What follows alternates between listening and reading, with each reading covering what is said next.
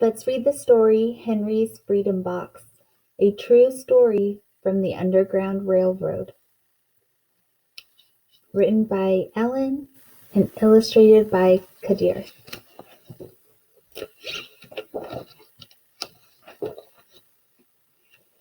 Henry Brown wasn't sure how old he was. Henry was a slave, and slaves weren't allowed to know their birthday. Henry and his brothers and sisters worked in the big house where the master lived. Henry's master had been good to Henry and his family, but Henry's mother knew things could change.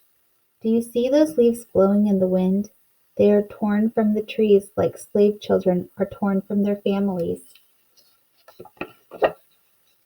One morning the master called for Henry and his mother. They climbed the wide staircase. The master lay in his bed with only his head above the quilt. He was very ill. He beckoned them to come closer. Some slaves were freed by their owners. Henry's heart beat fast. Maybe the master would set him free. But the master said, "You are a good worker, Henry. I am giving you to my son. You must obey him and never tell a lie." Henry nodded, but he didn't say thank you. That would have been a lie. Later that day, Henry watched a bird soar high above the trees. Free bird, happy bird, Henry thought. Henry said goodbye to his family. He looked across the fields. The leaves swirled in the wind. Henry worked in his new master's factory. He was good at his job. "Do not tear that tobacco leaf," the boss yelled at the new boy. He poked the boy with a stick. "If you make a mistake, the boss would beat you." Henry was lonely. One day he met Nancy, who was shopping for her mistress. They walked and talked and agreed to meet again. Henry felt like singing, but slaves didn't dare sing in the streets. Instead, he hummed all the way home. Months later, Henry asked Nancy to be his wife. When both their masters agreed, Henry and Nancy were married. Soon there was a little baby, then another and another. Henry knew they were very lucky. They lived together even though they had different masters. But Nancy was worried. Her master had lost a great deal of money. "I'm afraid he will sell our children," she said. Henry sat very still.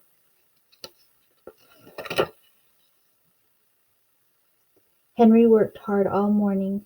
He tried to forget what Nancy had said. His friend James came into the factory. He whispered to Henry, "Your wife and children were just sold at the slave market." "No!" cried Henry. Henry couldn't move. He couldn't think. He couldn't work. "Twist that tobacco," the boss poked Henry.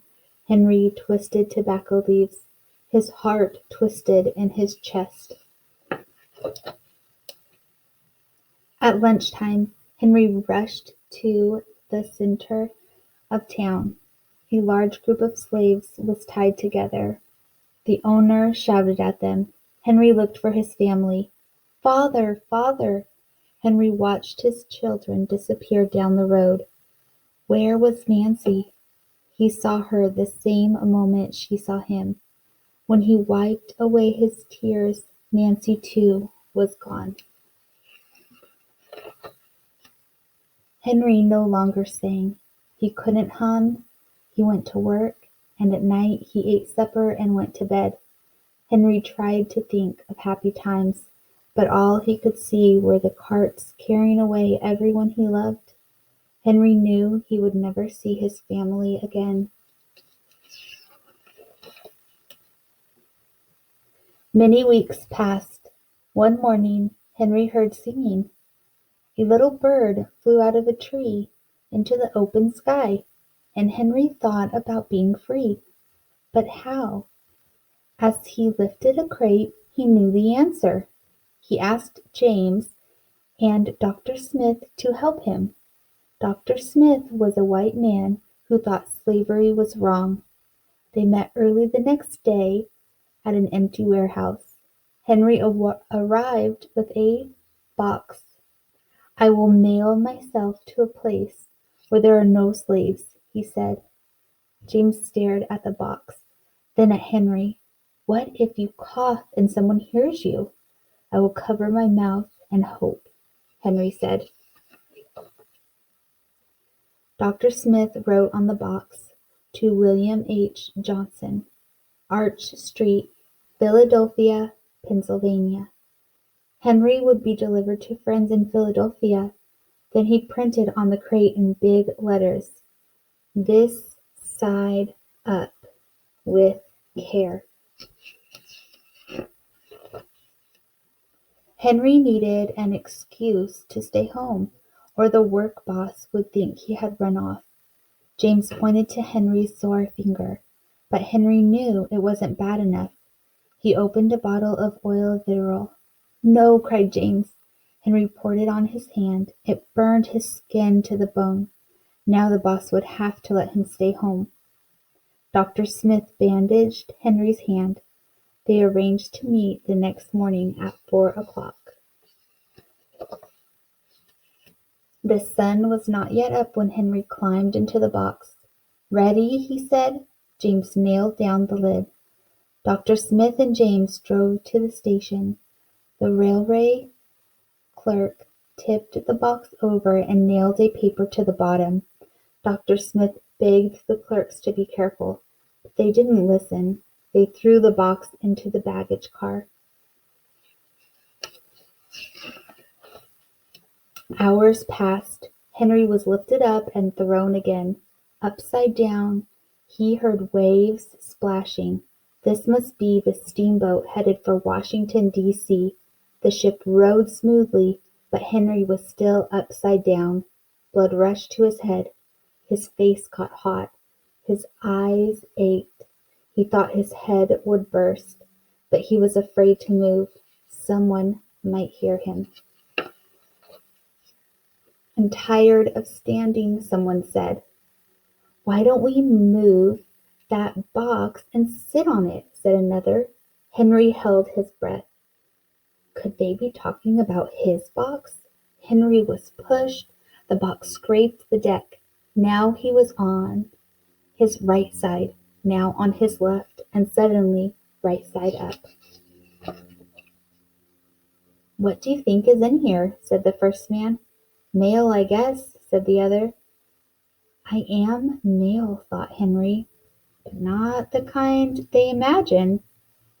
Henry was carried off the steamboat and placed in a railroad car. This time head up, he fell asleep to the rattling song of the train wheels. He awoke to loud knocking. "Henry, are you all right in there?"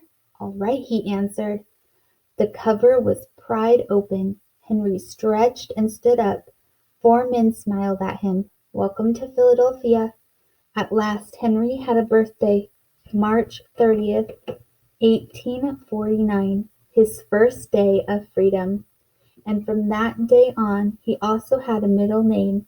Everyone called him Henry Box Brown. Here's a little author's note. In the mid-1800s, there were about 4 million slaves living in the United States. Slaves were owned like tables or cows or wagons. And historians believed that slaves escaped to freedom and they traveled on what became known as the Underground Railroad. But it wasn't really a railroad. It was all the secret ways slaves made their way from the South to the North. Here's the dedication page from the author and from the illustrator.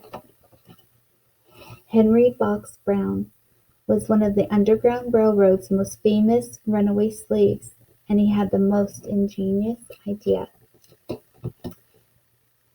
This book also won a Caldecott Honor Book Medal.